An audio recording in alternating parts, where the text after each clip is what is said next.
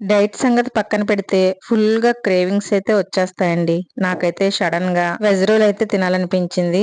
అందుకే హెల్దీగా అలాగే వెయిట్ లాస్ రెసిపీ టైప్ లో ఎలా తయారు చేసుకోవాలని ఆలోచించి వెజ్ రోల్ అయితే తయారు చేశాను.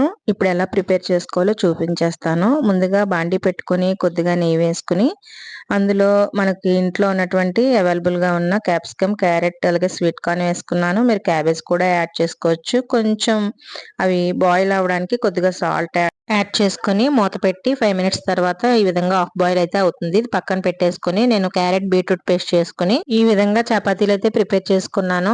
ఆయిల్ లేకుండా పుల్కాల్లాగా కాల్ చేసుకుని ఒక స్పూన్ టమాటా సాస్ అయితే వేసి బాగా అప్లై చేశాను. నేతిలో లైట్ గా వేయించి పెట్టుకున్న వెజిటేబుల్స్ అన్ని కూడా ఈ విధంగా మనం స్ప్రెడ్ చేసుకొని దీనిని రోల్ చేసుకోవాలన్నమాట. క్యారెట్ బీట్రూట్ పేస్ట్ వేస్ట్ చేసాం కదండి, టేస్ట్ అయితే చాలా బాగుంటుంది.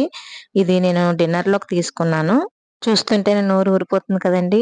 అంతే మరి, అంత టేస్టీగా ఉందన్నమాట. చాలా బాగా నచ్చింది నాకైతే. మీకు కూడా ఈ రెసిపీ నచ్చిందని అనుకుంటున్నాను. నచ్చితే గనక తప్పకుండా లైక్ చేయండి, షేర్ చేయండి, సబ్స్క్రైబ్ చేసుకోవడం మాత్రం అస్సలు మర్చిపోకండి. ఉంటానండి మరి, బాయ్.